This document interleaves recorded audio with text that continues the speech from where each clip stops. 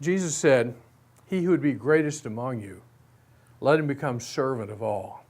I've always made personal application of that. Be a great father, I need to serve my children. To be a great husband, I need to serve my wife. But I never made a corporate application. How does the church become great in a city? In the eyes of the city, where the city views it as an organization or an institution of value to the city. Well, it becomes great by serving.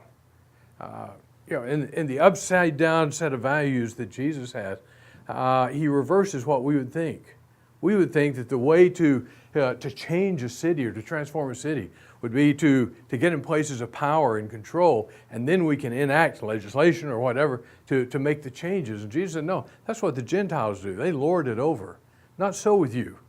He who would be greatest among you, let him become servant of all. And so the right role of the church in the life of the city is to become a servant to the city. And the reason this is so important is because when the church discovers the needs of the city and comes alongside the city, both government and not-for-profits, people of goodwill and good heart who are already serving there, come alongside and begin to serve the needs of the city, whether it be caring for the homeless or battered women or children who are not achieving grade level. The possibilities are endless. Two questions always get asked. I've been involved in this kind of ministry in the last 7 years, all over the world. Two questions always get asked. The first question is, who are you guys? When people show up to volunteer, to help, to serve, to do what nobody else is doing, somebody will always ask, who are you guys? And the second question is, why are you doing this? Peter tells us to always be ready to give an answer for the hope that's within us. And the problem in the world today is not that Christians don't know how to give an answer. Almost all of us, if someone would ask, we could give an answer for the hope that's within us. We could share how we came to know Christ and how other people can. The problem is nobody's asking. And so there's a frustration that we've got a wonderful answer for a question that nobody's asking. And what service does, it creates the opportunity or the environment in which the question gets asked. Who are you guys? Well, we're followers of Jesus. Well, why are you doing this? Well, we think that if Jesus were alive here on earth today, he would care about children that are not achieving a grade level. He'd be coming down here every week and tutoring them. Or we think that if Jesus would care about women who have been beaten up by their husbands or boyfriends or whatever the situation is, and he would be right here. And so since we're followers of his, we're doing this in Jesus' name. I can guarantee you that's an answer that nobody has a defense for. People have a defense for the church. They've got all kinds of reasons why they won't go to church, and they don't like the church.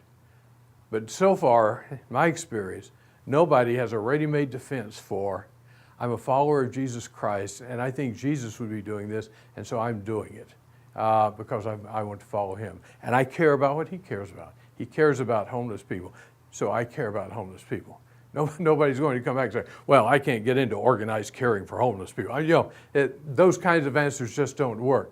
Now, here's the interesting thing is that service creates a bridge to salvation. It creates opportunities for sharing the gospel with people that we would normally not come into contact with. Just quickly in two ways. One is when you enter into the community to serve with others in the community, you build relationships, shoulder-to-shoulder relationships, working alongside of people who care about the same thing you care about. And they ask the question, who are you and why are you doing this? And then there's the face-to-face relationships that you create, the people that you're actually caring for. And they ask, who are you and why are you doing this? And so you and I enter into relationships that very naturally create the opportunity to share the gospel and people need to come to know Christ. I've got hundreds and hundreds of stories that illustrate this. One that's meaningful to me was in one city where we had talked with the district attorney in the city and asked, what's your vision of a healthy city? And we named the city. And then what are three impossible problems you have that keep that from coming about?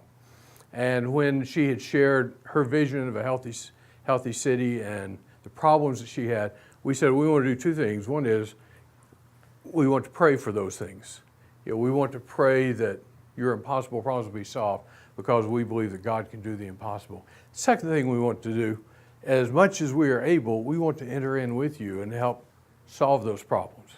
Well, about 6 months later, she called us back and said, could I meet with you again? And we said, of course, but why? And she said, well, all three of my impossible problems have been taken care of, and I'd like to give you three more. And interestingly, this time, one of the three, she said, two of them are professional and one of them is personal.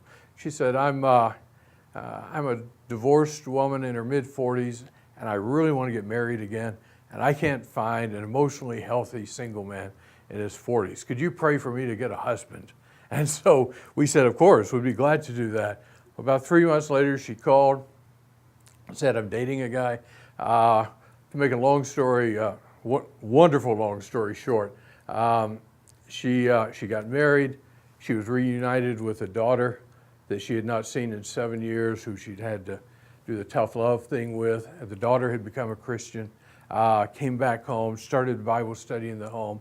The district attorney and her new husband have become followers of Christ. And none of that would have happened.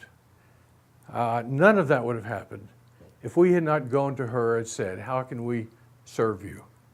How can the church serve you and the needs that you have in the city? The church is never more like Jesus than it is when it becomes a servant. Not just to individuals, which is valuable and important, but to the city in which it resides. Pray for the peace and the prosperity of your city. Because when the city prospers, your church will prosper.